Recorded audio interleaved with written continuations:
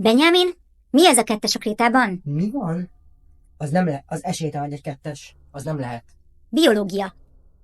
Nem lehet. Most írtam meg a dolgozatot, és tök jól sikerült. Esélytelen, hogy ez egy kettes lesz. Az nem egy kettes, azt te biztos, hogy benézted, hogy valamit valaki benézett.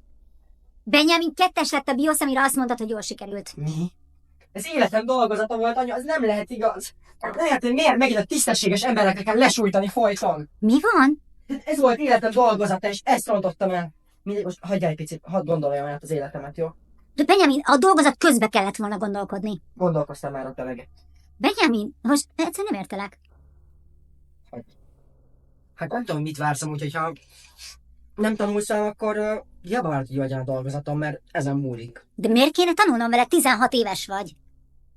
Nem tudom. Ha azt akarod, hogy jó dolgozatokat írek, akkor majd legközelebb segítesz.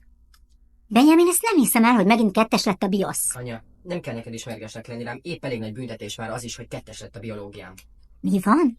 Semmi, inkább csak hagyd magamra. Tessék? Csak hagyd magamra a szomorúságommal. Benjamin, hogy kettes a biosz?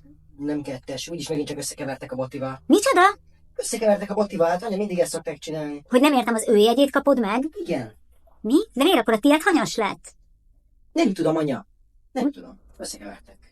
Nem értem, hogy összekevertek. Miért a tiéd hanyas? Mit tudom miért? Most mondom, hogy összekevertek. Benjamin! Benjamin! Benjamin! Az nem lehet az. Hogy legyen? Hagyjál végre, most hadd gondolkozz. Mi gondolkozol? A dolgozat közbe kellett volna gondolkodni. Ezt miért mondtam? Éppen egy csalódott. De még akkor ennyit ad, akkor röhögök. Benjamin, hogy kettes a biosz? Jó, hát... Nem, ezt nem.